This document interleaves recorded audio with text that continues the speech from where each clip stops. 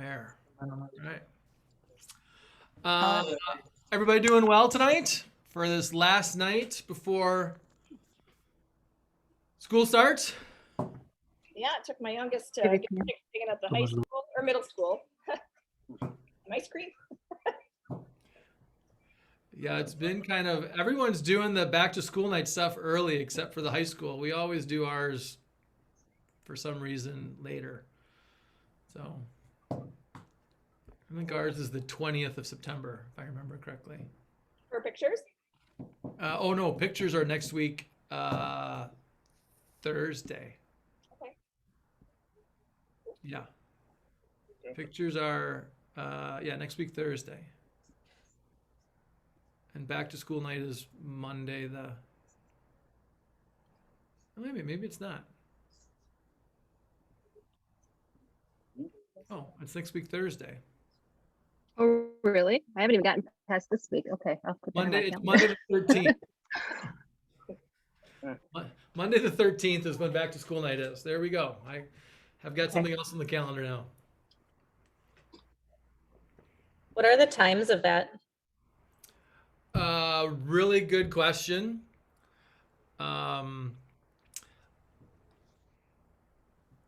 Really good question.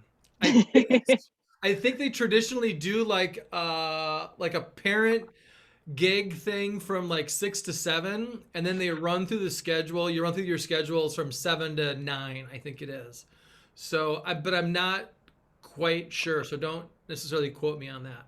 But I will find out, and I will be more than happy to pass that information along to all of you. We just have 6 to 9 on our calendar, so I don't know what they split it up with, but yeah, they've traditionally kind of done like a parent meeting in the past where they invite like freshman parents to go here and they talk about a bunch of freshman thing, and then they bring seniors parents over here and they talk about graduation stuff, and then they run through the schedule from 7 to 9. Classes are only like either 15 minutes or something like that. They're not a whole lot of time for us to do a ton, so we'll giving information out before that and stuff. So all right, so here we go, 7 o'clock. How we doing, everybody? Welcome to Tuesday night, last night before we get started here.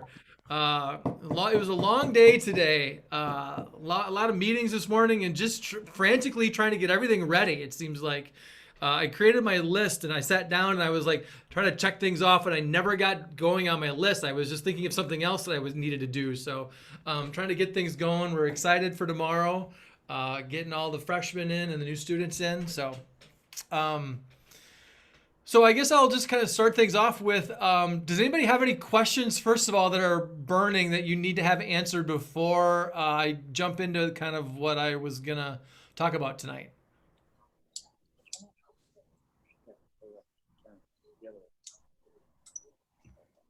No. Really bright. Teacher terms, that was called a wait time, just so you guys know. I waited, I counted to 5 to make sure that you all had time to answer if you had something to say.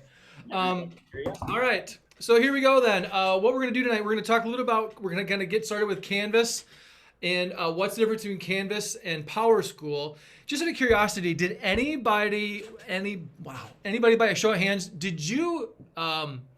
did anybody use the directions to create a Canvas parent account, and did it work? I didn't. Did you?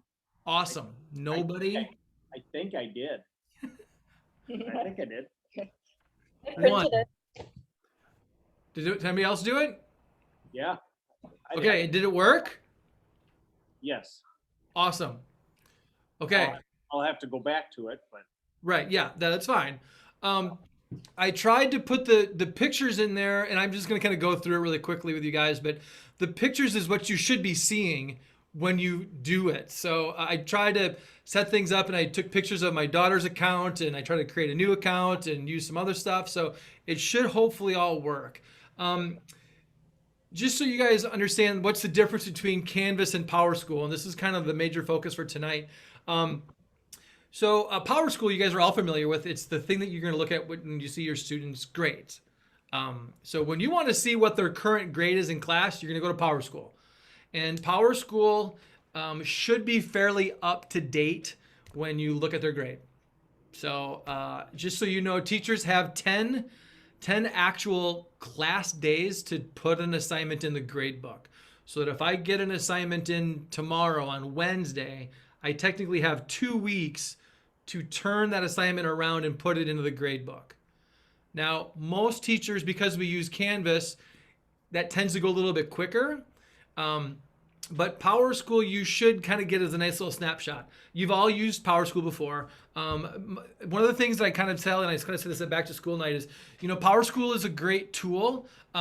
Just understanding how to use it. One of my recommendations is I would say recommend using Powerschool once a week.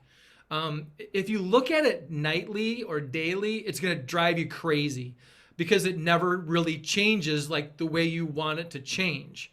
So I would recommend sitting down like on a Tuesday night and sitting down all together.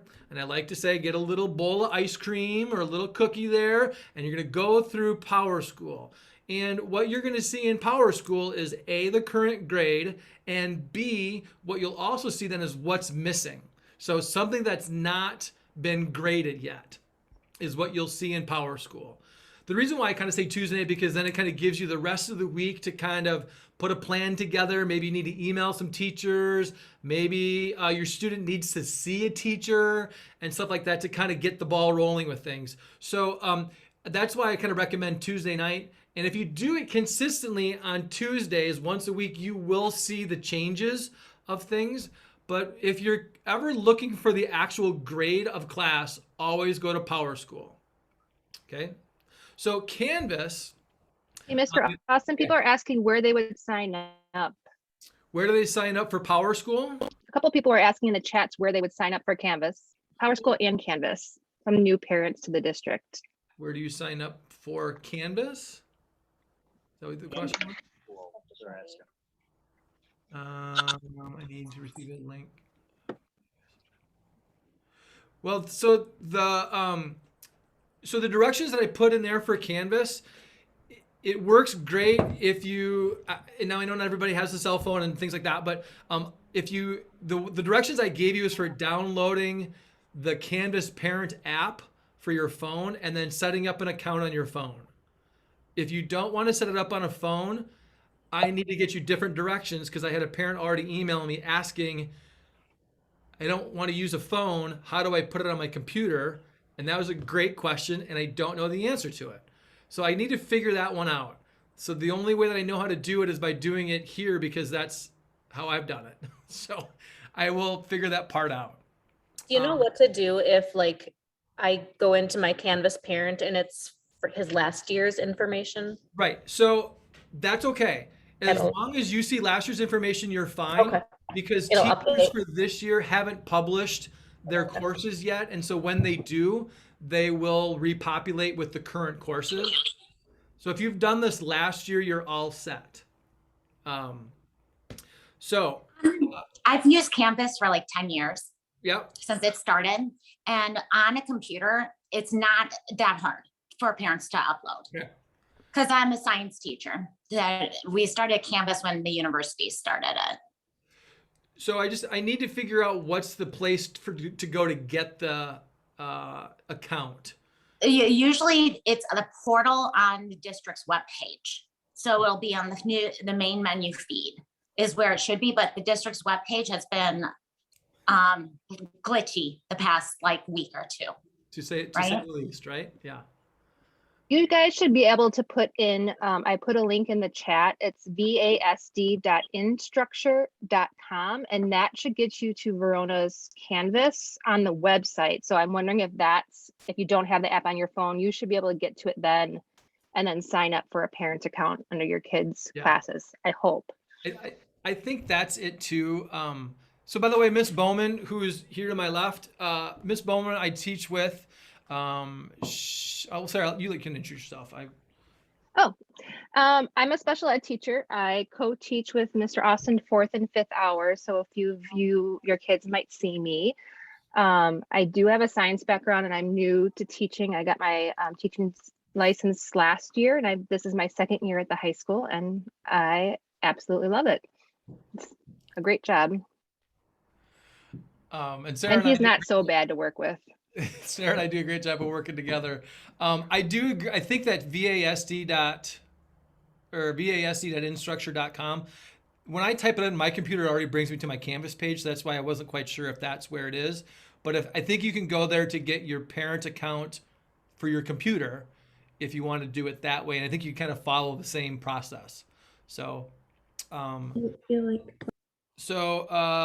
here. Mr. Austin, I Yeah. put the link for PowerSchool that I use on my computer into the chat as well. Thank you very much, Jim. I appreciate that. I saw that. Thank you. That's great. And it's kind of weird because I tend to just forget sometimes how to do this as a parent because from a teacher perspective, when I try to do things, it already takes me into my personal stuff.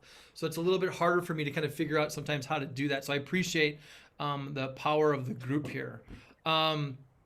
All right. Mr. Austin, Yes, ma'am. one thing that can help you when you're with your teachers, when you are on your teacher, there's on the top right of Canvas, you can hit student view, and that's the same as the parent view. Correct. And that'll help you navigate Canvas if parents have questions. At least from what I've done in the past. It took years for me to figure this out. Yeah. So yeah, you can. Yeah, I can always see from what the students look like, but it's kind of hard to figure out sometimes how to set it up that way too, to get the parents to get set up. So just so everybody can kind of see that. So this is what it should, if you kind of follow through the directions. If you go to your app store and you search, you do need to search Instructure. That's the parent company that is actually who runs Canvas, is Instructure. And then you're looking for this blue circle, this blue wheel, and it's going to be called Parent Canvas. And then you're just kind of following through these directions. You have to search for the school, and that's where you're going to then search, and you're going to find Verona Area School District Parent. From the parent, then you're going to create an account from that. So I'm not quite sure what it looks like on the website. I'm assuming it's pretty similar. We're going to create the account, and then it's going to ask you some questions like this. You're going to fill in your information, your email, your password, and stuff like that. And then you're going to need this pairing code. And that pairing code, this is where you get this from your student's iPad. I apologize for my chicken scratch there. I probably should have typed it. And this is where you're going to get this information from your student's iPad from their Canvas account. So you are going to need your students to sit with you with their iPad and open up Canvas to get the pairing code. And so what that looks like is, so this is actually my daughter's account. So when they open up Canvas, what they're going to want to do is they're going to want to go to account at the top here. And so that's where the account button is. We're going to click on the account. And then you're going to go to settings, and you're going to click on settings. And then I think depending upon what view it looks like, this is either going to be at the bottom, pair with observer, or it might be on the right-hand side of the screen. But you're going to want to click this pair with observer, and then you're going to get this code. And then this is the code that you're going to copy and take it back to then your account information when you sign it up. So is the student pairing code the same? I can't see that one. Sorry.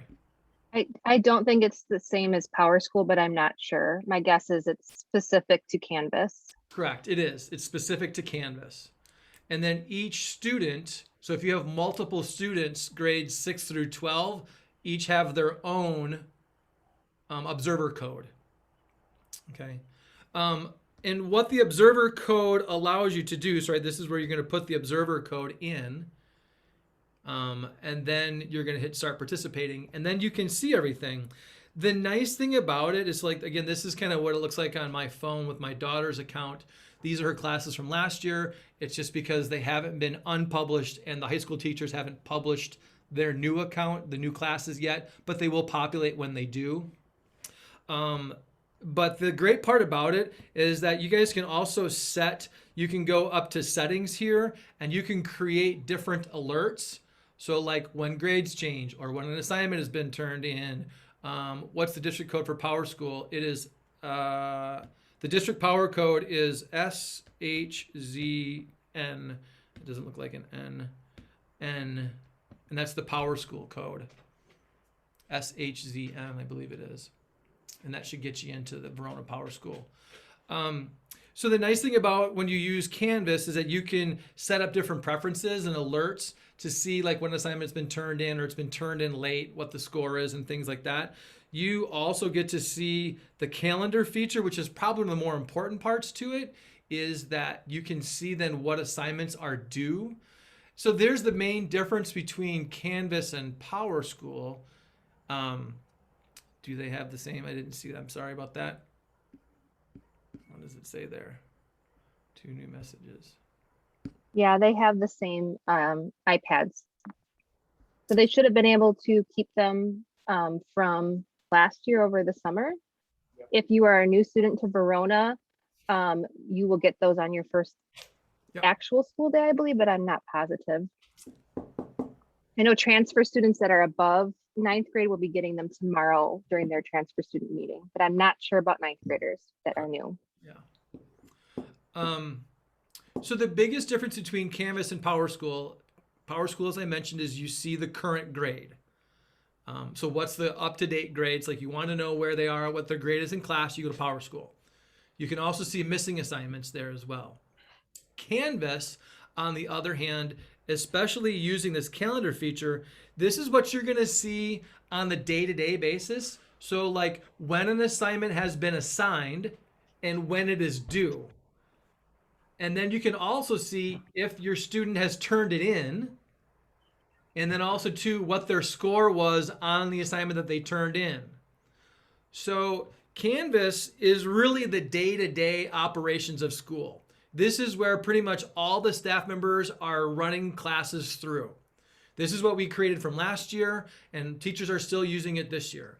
So pretty much every teacher will be using Canvas. And so this is again going to be the day-to-day operations of school. So when you want to know what an assignment is and when it's due, go to Canvas. If you want to see their overall grade, you go to Powerschool. So again, kind of these two tools, you can look at Canvas daily because it's going to update all the time. It's going to kind of continually change. It's this evolving document that as teachers put new assignments in, every time a teacher puts an assignment into Canvas, it automatically goes to their calendar, which is one of the great parts about it, is that they can see everything in one view by going to their calendar. And that means you can see it as well. So you can see what assignment has been given and when it's due. And you can also see if they've turned it in or if they've not turned it in from Canvas. Now, So I'm going to tell you, oh, go ahead. Go Sorry, ahead. Matt. Go ahead. I was just going to say, as a parent, there's a couple of things I'm going to tell you about Canvas. One is don't pay any attention to the grade in Canvas because our assignments are weighted differently. Formative assignments that are like our day-to-day things carry very little weight in the grade, but our tests carry a really heavy weight. So Canvas can't break that up like Powerschool can. So it averages everything all together. So that grade in Canvas is not accurate. The other thing is if you have children like mine who don't hand in things and they're late and then say, I want my phone back, I handed it in, I swear to God, I handed it in. Powerschool may not tell you that, but Canvas will. Okay. Now, there's always the possibility that they hand in a blank assignment on purpose or by accident. So you can't tell whether they handed in the actual assignment, but you can see that they turned in something. So that's what I like about Canvas is when I'm having those battles with my kids, I can at least see that he turned it in, whether it's graded or not in Powerschool. Yeah. Which is that was the great part. I was going to say that too about the difference. So you will see a grade in Canvas, and don't worry about that grade. The grade will be different in Canvas than it will be in Powerschool. Powerschool will always be the correct grade, but Canvas is the place where you're going to see the day-to-day operations of what is going on. And yes, it is really nice from the teacher's perspective and the parent perspective is that you can see if an assignment's been turned in. It will actually timestamp it and it will say turned in. You get a green check mark in there and it lets you know that it was turned in. Students can then also go back and see graded assignments and comments that are left by me on those assignments, all in Canvas. Which is part of the reason why we like using Canvas, is because it's kind of a really nice one-stop shop for us. It's the place where the bulk of the information is going to be given. I don't use a textbook, and so everything that I teach is going to be put into Canvas, which is the other part of the reason why it's nice for you to be able to see the assignments and stuff when they're given. See, there's a question there. Does my kid need a schedule or access to Powerschool/Canvas for their first day, or will someone have a paper copy of their schedule for them? We won't have paper copies of schedules tomorrow. I would recommend that they either write it down or take a picture and put it on their phone, or put Powerschool on their phone. If you put Powerschool on their phone, it does actually create their schedule on it. So that's actually a really nice feature about that as well. So. I just had a question. He can't do the Powerschool either because he has no email address, no VASD account. Like, he's just non-existent so far. And so he's been asking me, like, can I see my schedule? His friends all have schedules, and he wants to know when, or is someone going to set that up with him so that he knows where he's going and what he's doing and can kind of manage his own thing. Does that happen the skinny day? Yeah. I just do went through know it. that counselors are working really hard because we've had a really large influx of new students, freshmen and across all grade levels. And they, like, all day today and all day yesterday have been in trying to fit kids into schedules where they can. So it might be a thing if they not have it. I'm guessing Yeah, counselors will reach out schedule. and I just went through it. We just moved here a few weeks ago, and basically I just got my stuff yesterday. I would call the registration office near district. It's by the old high school, by the pool, the building right in front. Go in there. The guy's name is Dave, I think. There's 2 people working there. He initiates the computer stuff, and then he sends you emails, and you follow step-by-step emails, and then the high school will contact you and they get you into a counselor right away. So I have all that, and I do have his schedule. What we don't have is his ability to set up Okay. his own account. I asked that today. They sent you this step-by-step email. They have attachments. Scroll down, open the attachment. It has how you as a parent can log on, and then it'll have his passwords once you log on into Powerschool. That's how I got help today. Does he need to have an email address associated with the school yet? And the email address is his student ID. They told me at whatever Verona, the teachers would know the ending. .us. Yeah, I don't even know his student. Yeah, so it's all ID. numbers. So you know what you could have him do? It'll be in Powerschool. Have him just maybe come up and see me tomorrow morning, and I'll print out his schedule for him. Okay. So, or have him stop. You know, actually, probably the easiest thing is have him stop by the main office, and they can print up his schedule for him there. They told me, you have it. I'm sorry, I keep intruding, but I had my kids, and being a teacher, they told all new students and to go to door 1 because they're going to have people there to help them. Tomorrow or the first? Tomorrow. Yeah, tomorrow. Oh, that's good to know. And door 1 is the main entrance to the school. The So main. from there, they can take you into the office. They can take him into the office and get his schedule printed up for him and get him to the right spot. So Okay, yeah, because my Powerschool doesn't have any student ID for him. It has his schedule and it has his name, but that's it. okay, So there's There should something's missing. I'll have him sorted out with the office. get I it guess. figured out. And if nothing else, you know, well, if the office can do it, but if not, I'll make sure I can kind of get a schedule for him too, so he can come up and see me too. Okay. I'm happy to help. So Thanks. yep. Is everybody kind of cool with the difference between Powerschool and Canvas and where you want to go to look for things? Why you want to go to those places to look for things? We're all good. Okay, cool. Thank you.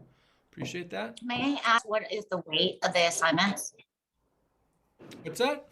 I love your philosophy. I just don't know what the weight of the assignments is. If it's a district policy, if it's like 80-20, summative, formative. Yep. Or is it like 70-30? So we just kind of somewhat finalized that today, and that's Oh, okay. as a I'm biology not group. big on that kind of stuff. I was just wondering in Oh, case right. my kid asked me. No, yeah, and that's one of the things that I was going to bring up at the end of class tonight, and just going to talk about and kind of because it's going to be Oh, a sorry. more discussion. It's going to be a bigger discussion with things, and we're going to be telling students that. But definitely, I need to tell you guys about this stuff too. So it's at the last one of my things to talk about tonight. So I will get to You that. rock. Thank You you. rock. Awesome. Thank you. So everybody's good with PowerSchool and Canvas. And if you need some help, that VASD.instructure.com was probably the great place to go. Thank you very much for your help with that one. I love the fact that the group is helping to solve the problems. I really appreciate that. If you have any other questions about Canvas and PowerSchool and things like that, please let me know. I'll be more than happy to help in that process. Kind of making sure that everybody's good. I just think that having the observer is a really important part in helping to make sure that your student can be successful this year, and especially moving forward. So I think it's a great thing if everybody can do those things.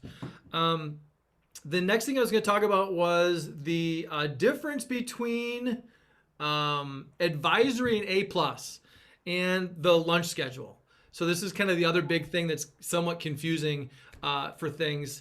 And so we'll jump into this one. Advisory is like your homeroom. It's going to meet every Monday. Now, so advisory technically is going to be meeting Wednesday, Thursday, Friday, Tuesday, Wednesday, Thursday, Friday next week. Then the following Monday, that's the 13th, is when we'll be starting our advisory A+. So advisory, you're going to be keeping for all 4 years of high school. You have the same advisory teacher. Advisory is seniors through freshmen. And we kind of purposely do that because we would like the juniors and seniors to help mentor freshmen and sophomores in kind of getting comfortable with school, understanding how school works, having someone they can ask questions to, and that they can get some answers from a student perspective. So advisory is kind of really nice. One of the main functions of advisory is basically that when the school needs to give information to students, it's going to get done in advisory. And that's every Monday during advisory time, which is kind of in the middle of the day along with lunch. Now, A+, on the other hand, works Tuesday through Friday. And A+ was created about 4 years ago, maybe 5 years ago. And what it was done is that we found that students were having a hard time accessing teachers to get help and accessing clubs and organizations to get involvement in. So what we were doing is that instead of asking students to stay after school to get help and to get involved in clubs, we put them in the middle of the day, and so that all students can have access to this stuff. It's called A+. Now, it gets tied into advisory because students get to pick their own A+ options during the course of the week. And they will be doing that over the weekend before a week of school. And advisory then, one of the other jobs of advisory, the advisory teacher, is to make sure that your student then has A+ options Tuesday, Wednesday, Thursday, Friday. And then the lunch always then kind of fits opposite of that. And that's going to be kind of the weird part, is that there's not necessarily a set lunch schedule. Kids can have either the first lunch or the second lunch. It's all going to be determined by their A+ schedule. So that's kind of where that goes with everything.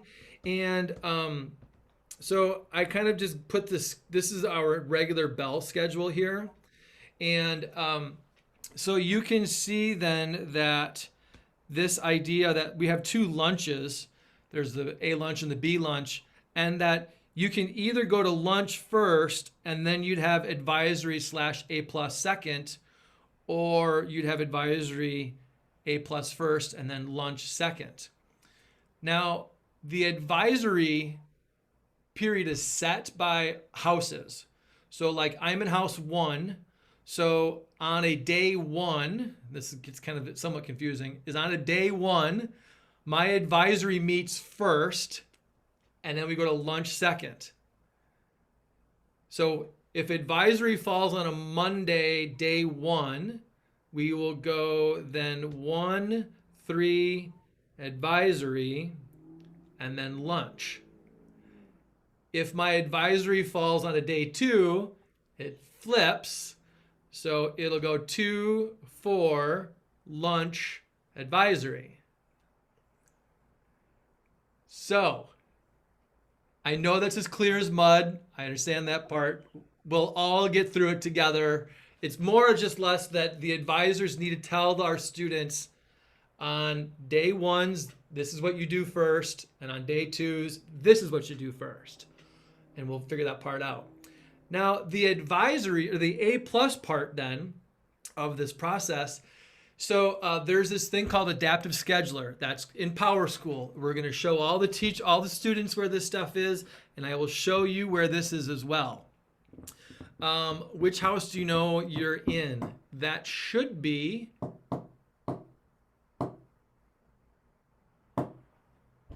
in the registration materials you've gotten, or where, Miss Bowman? I think if you look on Powerschool, if you're in it, on advisory, which I think is 8th period. So if your kid ever misses Oh, yeah. advisory, it'll say missing period 8. It'll say the second letter advisory, one letter, and then an A or a B. If you're A, you're in house 1. If you're B, you're in house 2. Yeah. So there we go. If you can here. Oh, you're sharing your I screen. know, I so know, you I can know. see it Yeah, 'cause it's I'll little. share it later. I'll share it later to you. So yes, if you can look in Powerschool, and I'll show you what it looks like on my phone. So, what are you saying about A+? It's so confusing. I know, it is. It's kind of confusing. It's going to make sense in a little bit. So A+ options would include things like a study hall. There could be a, like I have a biology only study hall. So for like my students or any biology students can come and get help just in biology. So you can have what we call an instruction study hall. You can have clubs and organizations that are meeting during an A+ time. You could also have things that are like enrichment stuff, like you could play Frisbee or badminton or soccer, or you could do meditation or yoga. And so all freshmen and sophomores will be in A+ Tuesday through Friday. So when you look, so the question was, how can you figure out which house? Here's how you're going to figure out the house. We'll add a page here. So we can do this. Add page. All right. So when you look at your advisory schedule, it will say, let me make sure I can write here. It'll say period. For this is for advisory. So it should be period 8. Should I be think. period 8. And it's either going to be A-A or A-B. So A-A, this is house, right? Is this house 1? Yep, house 1. A-B is house 2. So if you're house 1 on day 1s, you have advisory first. If you're in house B on day 1s, you have advisory second. And then it switches. So then day 2, house 1 would eat first and have advisory, and it would switch. So that's so like when we have advisory on Mondays, the kids that have advisory first get to sign up for all those A+ first. So the kids that are having advisory second during B lunch might not get what they want. So the next week it's going to flop. So one Monday will be a day 1 and the other Monday will be a day 2. So it's kind of like to give them each equal chances to get the A+ that sign up for that they want to. Well, an A+, so students will sign up over the weekend for A+. And so it will start at Friday at 1 o'clock.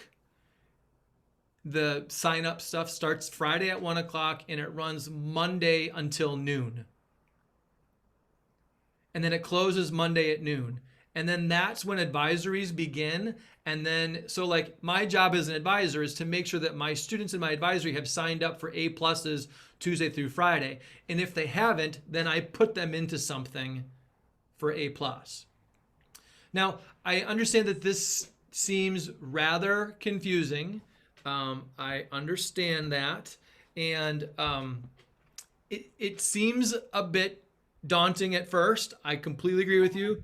It will begin to make sense to students pretty quick.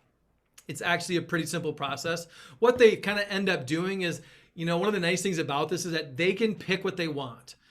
It's a great time for teachers to be able to connect with students and things like that. Teachers can also request students come to A plus.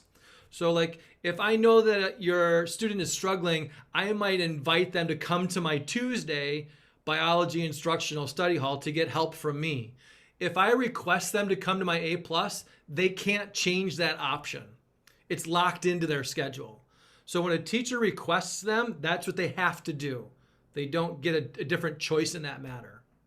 And one of the things that students will kind of find too is that like, if you want to have lunches with your friends, what you might say is like, hey, like let's do a lunch today. So sign up for B stuff. And then they can have lunch together. Or, hey, I really need to see Mr. Austin. He's only available A lunch or A plus. So let's do a B lunch today. And so, your friends, your son and daughters and their friends are going to be able to kind of figure out how to be able to work it so that they have lunches together. They can also do things together during A plus. So it's kind of another nice way for them to kind of see other people that they might not normally see in their classes and stuff like that. So does that kind of help? It's a really not very smooth way of describing all that.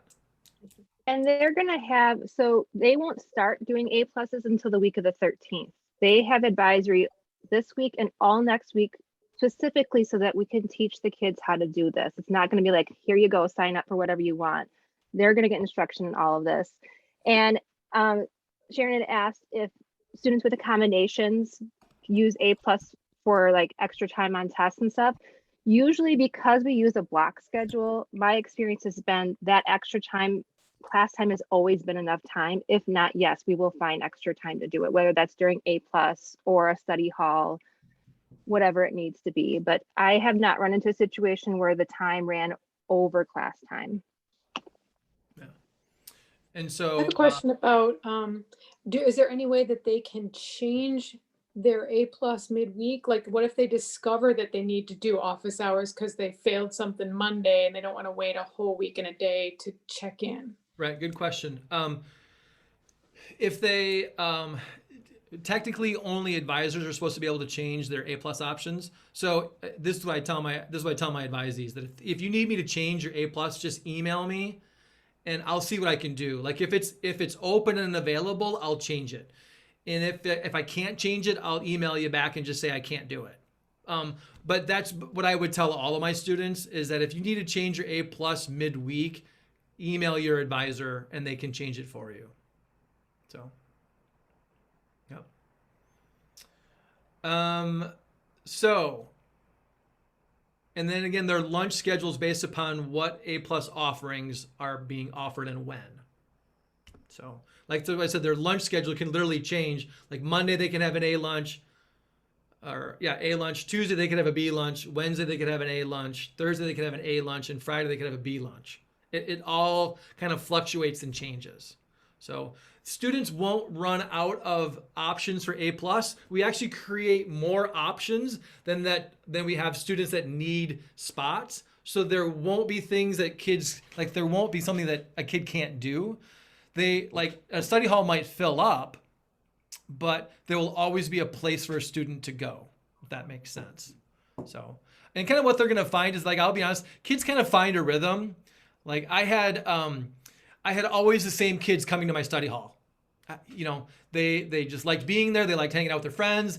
It was study halls can either be what we call collaborative, which basically means everybody can talk, or quiet, which means no one's supposed to talk. And so students, if they want a quiet place to work, they pick a quiet study hall. if students like to talk and be on their phone, they pick a collaborative study hall because they can talk. And so you kind of find the same students who are coming, to all of those things, and they kind of find their little rhythm with their friends as far as where they want to go and what they want to do. So, with the pandemic and in-school instruction, how many students are in each class? Each class changes. Our cap is 30, so there can be up to 30 kids in a class. I think the smallest class I think that we offer is probably like 10 or 11. So that would be on the small side, but for the most part, classes are 25 plus. So, and probably will max out at 30 during the course of the year. So, all right. Did that make sense for everybody? We good with A plus? I apologize, but to feed off that question. Yeah. You guys don't have restrictions with labs, do you? Meaning Right what? now? Meaning what? Well, some schools aren't allowing some schools aren't allowing science classes to do labs because of distancing and stuff like that. I'm hoping you're not. That would be so sad. We've not been told anything, and we're not planning on it. Something that we talked about today. No, it's not. It's a district thing. It's not even state. That's awesome. I was gonna say, I've not heard Bravo. anything from our district about that yet, and I just said as we were We planning. came from out of state, so So we that's we why were I planning, asked. we're planning I today was as hoping a you were biology doing group that. that we're not going to alter any of our labs that we're doing unless if it's something where we were asking the students to eat or drink something. We won't be doing those, but for the most part, we're going to go business as usual with things. You guys rock. So Awesome. That's awesome. Glad to hear. yep. That kind of got this. So the lunch procedure, there's 6 technically lunch lines at school. They can kind of get through it pretty quick now.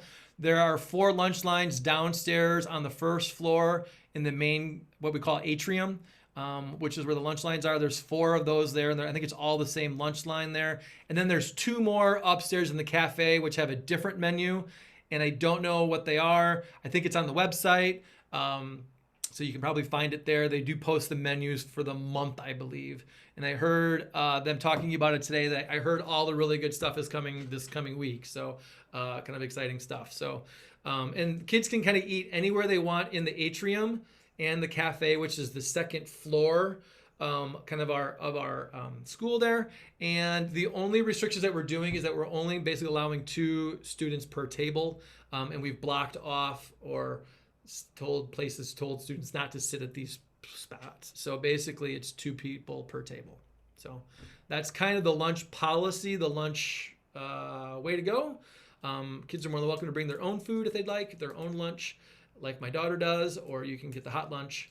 And I also heard too that from a parent that I did a parent meeting with yesterday, that the vending machines at school are new and that you can actually put in your student ID number and it will link you to your parent's account and you can buy things with your student ID number. So one of the things that's kind of cool about that is that you can buy things with your student ID number, but that also means I wouldn't be giving your student ID number out to your friends because then all of a sudden you might have a lot of charges on your credit card with your buddy's friends buying all the food. So You have to have a PIN.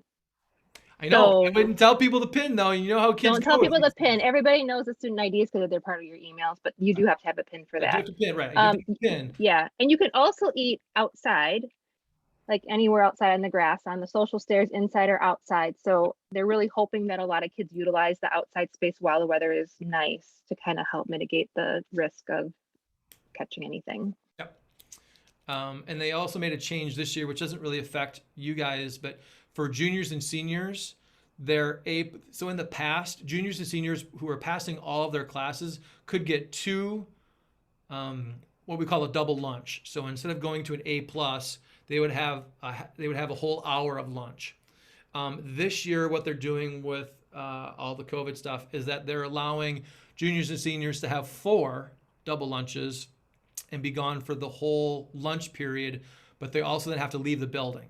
So if they're going to take the double lunch, they cannot be in the building for the double lunch. They have to go outside and off campus for that double lunch. So, but that's only for juniors and seniors.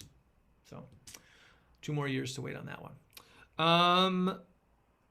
What I've got one more thing to talk about. That's kind of the grading stuff, which is kind of hot off the press. Are there any other questions that you guys have? As I see here, we're getting to the 7:45 time. I want to make sure that I'm mindful of your evening as well, which I totally appreciate you guys giving up and coming tonight, but I want to be mindful of your time as well. Are there any other questions that you need to know? Like what's tomorrow? Pretty much, I wouldn't bring anything to school tomorrow. Maybe a pencil, if that. Tennis shoes, water bottle. Thankfully, it's not going to be super hot out tomorrow. It's going to be nice. So kids are going to be outside doing stuff.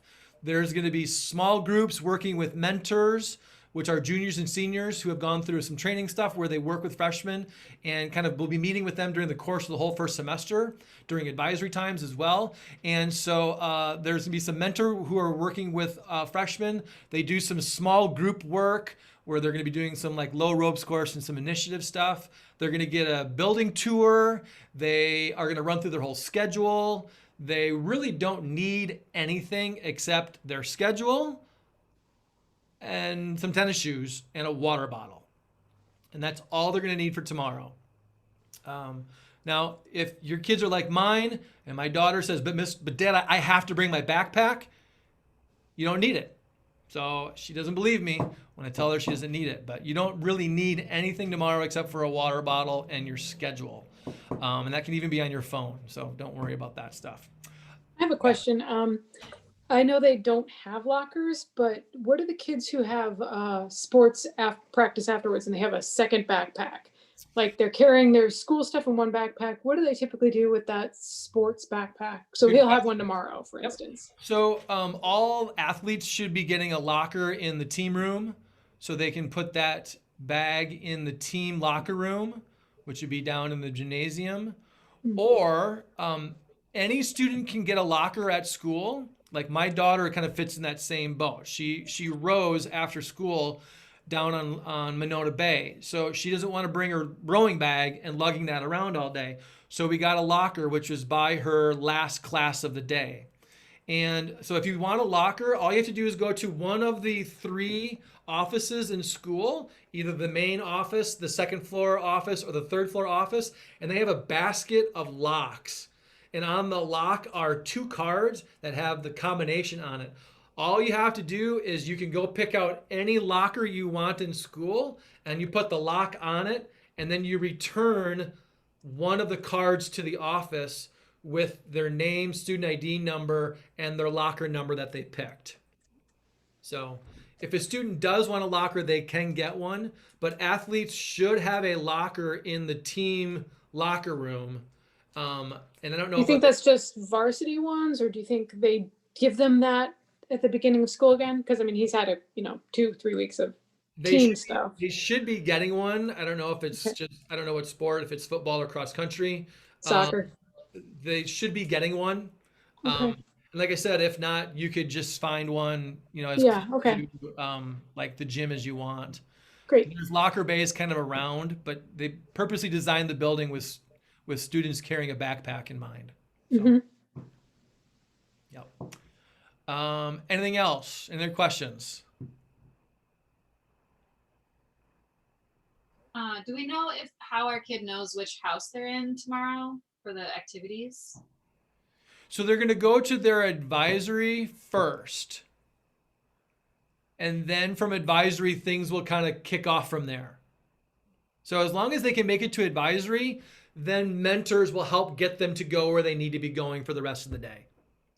And are there people to help them make it to their advisory? Yes, there are. There will be tons of people around. Mentors will be there in the morning to help in that process. Every teacher will be out in the hall helping kids get to where they need to be. It will be utter chaos and pandemonium for about 45 minutes, getting kids to where they need to be. But we'll get them there. They'll get there. They'll be all set. And then we'll just kind of let them go. It'll be utter fun. So, so tomorrow when they come home and you ask them, how was your first day of school? It's going to look different. And that's kind of something that we've done on purpose. I actually think that what we do on the first day with just a freshman is a pretty cool thing. So I hopefully they enjoy it. I guess the only piece of advice I would tell them or share with you to tell them is get involved. Be active. Don't be the the stick in the mud, the bump on the log who doesn't want to do anything and get involved. The more that they get involved, the more fun they're going to have with it. So it's just kind of like everything with school. And tomorrow is no different. Everybody's in the same boat. So make some new friends, and that's what tomorrow is starting all about. Is about making some new friends and things like that. Yeah, there's like 130, I think, student mentors that are going to be Yeah. there to help out, plus all the other staff, admin, and staff that don't have an advisor are going to be there to help out too. So Yeah. we will get them where they need to go. So How important is it for them to have their iPad charged and ready to go tomorrow? don't need it. Not important. Thursday, yes. Thursday, Updated, charged. probably Thursday, yes. So if they don't have one yet, they'll get it tomorrow. They will be getting it hopefully tomorrow and or Thursday. Yes. Okay. Yep. And that's the other thing Do is that, you have charging docks? most classrooms don't. So Do you there have are the lunch, like during A plus, do the rooms like, I don't know, you call it the atrium, some people, I don't know what it's called, like the lunch area, whatever they call it now, the Yeah, gathering center? there are charging stations where they can create a code and put their iPad or their phone in there and charge it and lock it. So yes, there's a lot of those around school. Okay, But Awesome. teachers themselves don't have right. yeah, that type of stuff. Like the science classrooms tend to have more of them because we've got outlets everywhere. But Yeah. English, math and everybody else pretty much won't. So yeah. So but for the most part, if they get a full charge in the morning, it should last all day. So it's just making sure they plug it in. Do teachers mind if the students buy their own personal keypad to use with the iPad? No, that was actually one of the things that in some of my earlier emails that I sent out is that I recommend that every student have, and this is just me, I recommend that every student has a stylus, Uh-huh. and I also think that having a wireless keyboard, a Bluetooth keyboard, is great. I got styluses for my kids, and they both love them. I think they're great for math because you can write very delicately and finely and do the math work with it. Now my son has a Bluetooth keyboard and he really likes it, but my daughter didn't want one. So it's kind of a personal preference. But I think that if a kid wants a keyboard, I would get them one. Yeah, they're great. So If our student, whether they use it in class is a whole nother thing, but that's kind of how it all works. So yeah. if our student was having difficulty with their iPad on and off all last year, Yep. and we could never really get it resolved, would you recommend we bring it in tomorrow and like drop it at the office, or is there some other path we should use so we don't start off on a bad foot? So we have these places called the tablet centers where Okay. it's probably where I would have them take their iPad probably on Thursday and On just Thursday, say, okay. hey, I've been having this problem with it, and letting them look at it and work on it. And if it needs to be, I'm assuming they'll probably give them a new one if they Okay. can't fix it and stuff like that. But yeah, that's probably where I would start. So Okay, on Thursday. Okay, thank you. yeah. One of the other things that I'm going to be doing with the students, probably I think it's going to be Wednesday of next week, is we use this app called Notability. Maybe some of you know of it. It's an app on the iPad which allows them to what we call annotate or write on documents. So I can put a homework assignment in or a paper in there, and they can write on it and then submit it back. So we're going to get their Notability folders kind of all set up to get everybody organized. I know organization is a huge thing. And so students who are organized tend to do a little bit better. So we're going to get everybody organized up front. And so I'll be taking care of that so that everybody has a folder for every class. We're going to show them how to download a document from Canvas, put it in Notability, put it in the correct folder, be able to do the assignment, and then submit it back to Canvas. And then also show them how to be able to see the comment that I leave for them on their homework. So we'll kind of get everybody going. Again, it's going to be one of those things where everybody forgets it kind of right as soon as I get done teaching it, and I have to explain it about 5 million more times. And it's okay. It's what we do. And by the second semester, everybody's great. Everybody's figured it out, except for like 20 kids who never seem to understand it. but it's all good. It's what we do. So the last this is kind of hot off the press. The school last year started going to what we called formative and summative assessments. Formative is just a really fancy word for like homework. It's kind of the day-to-day stuff. It's the stuff that's what can we consider like as practice, getting things ready for the summative. And summative, if you want to think of that as like it's a test or a project or a lab report. It's kind of this big thing, and it's a summary, like obviously with the summative, it's a summary of their learning, and it's really kind of for us to check to see where they're at. So schools started doing this last year with formative and summative, and the policy for school this year is 80% summative and 20% formative. Now, we as biology teachers have decided that we're going to do 100% summative and 0% formative this year. Now, what that means is this. If you think about that going, well, Mr. Austin, you just said that formative was homework, and that's 0%. Yeah, you figured that out. Homework or practice is not graded. It doesn't count. It's not hurting them. And the main reason why we're doing that this year is because we're trying to foster, one of the things that I'm trying to foster in my classroom is this idea of taking chances, taking risks. It's okay to be wrong. But we don't want to penalize students for taking risks, taking chances, and guessing on their formative work. So I'm still going to be assigning homework. I'll be assigning homework almost daily. One of the things that we are going to do is we're going to cut down on the amount of work. It's going to be about 10 problems a day. We're going to be giving about 30 minutes of class time a day to get homework done. Ideally, if things run correctly, you might not see a lot of homework coming home. It doesn't mean they're not doing stuff. It just means they've gotten it done. They've been effective and efficient with their time. Now, the reason why I do this is because I want students to ask me and Ms. Bowman questions, because we're the ones who know what's going on, and we want to be able to help them answer the questions and be successful. So we want to make sure that students have enough time in class to be able to get the help that they need to be successful doing the practice for their summative tests. Or projects, which kind of gets into a whole nother curve in a little bit. But so it's not like, well, they don't have to do the formative. You're right. They don't have to do the formative. I'm still expecting that every student will be doing formative work. I'll be having conversations with your student if they're not doing formative work. Sometimes those conversations are a little stern, tough love.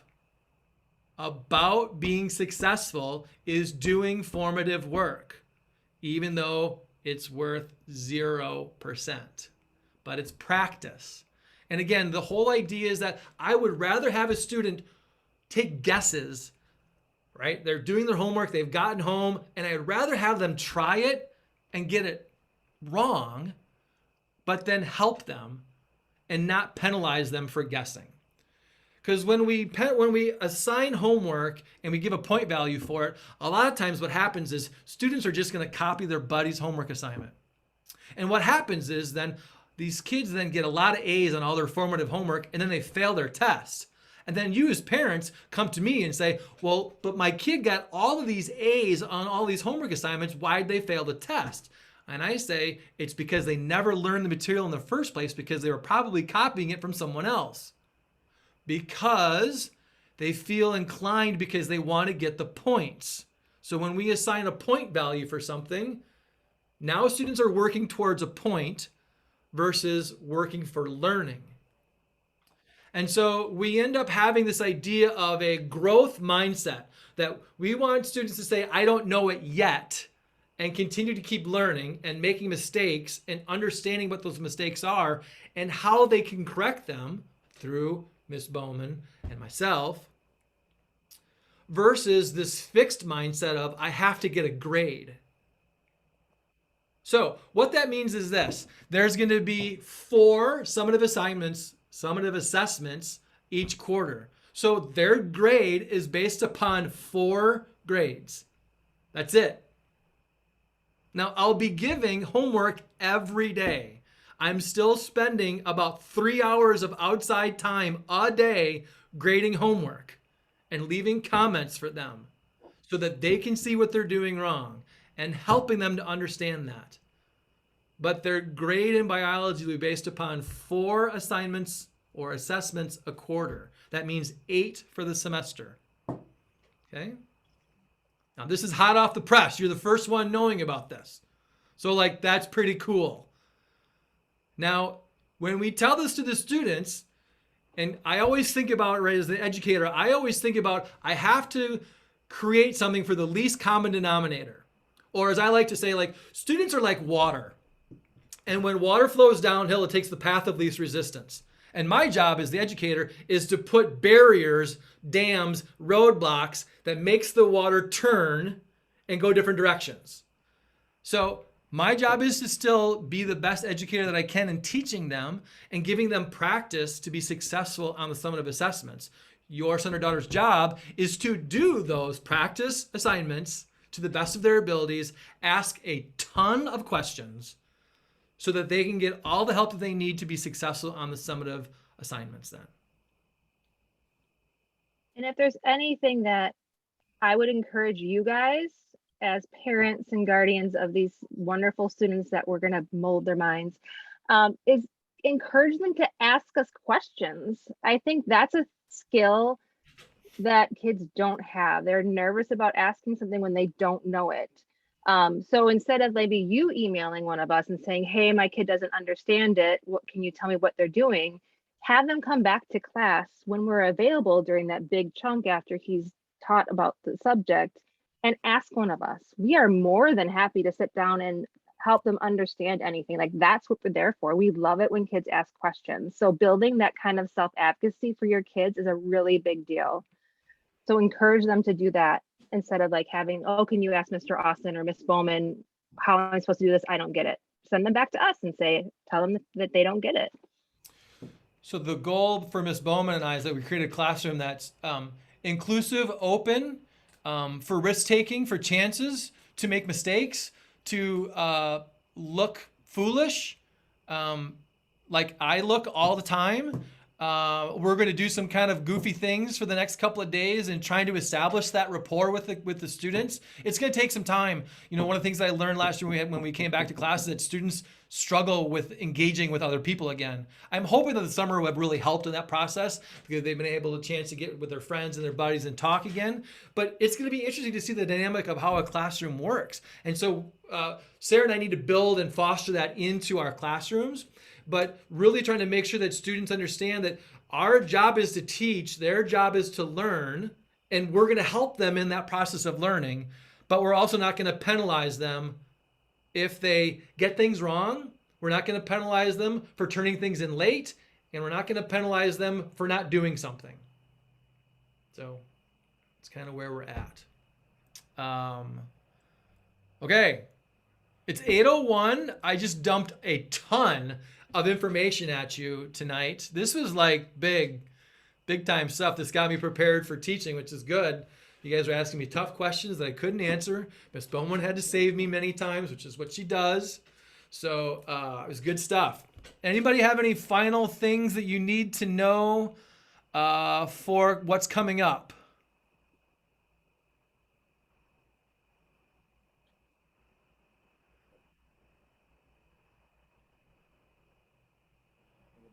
That again was the teacher wait time right there. Nobody wants to answer. Deer in headlights. Either somebody has a question you don't want to ask. Literally, the teacher wait time is the only time he doesn't talk. That's not true. I It's mostly cannot true. talk. It's just really hard. All right. If no one's got anything, I will let you go. Thank you very much for coming tonight, ladies and gentlemen. I really do appreciate you coming and taking the time with me tonight. I look forward to next Tuesday. I will be giving you some information about some stuff, things like that. We'll kind of getting you prepped for back to school night on the 13th. Okay? Thank you. Thank you. Have a good Thanks a lot. evening.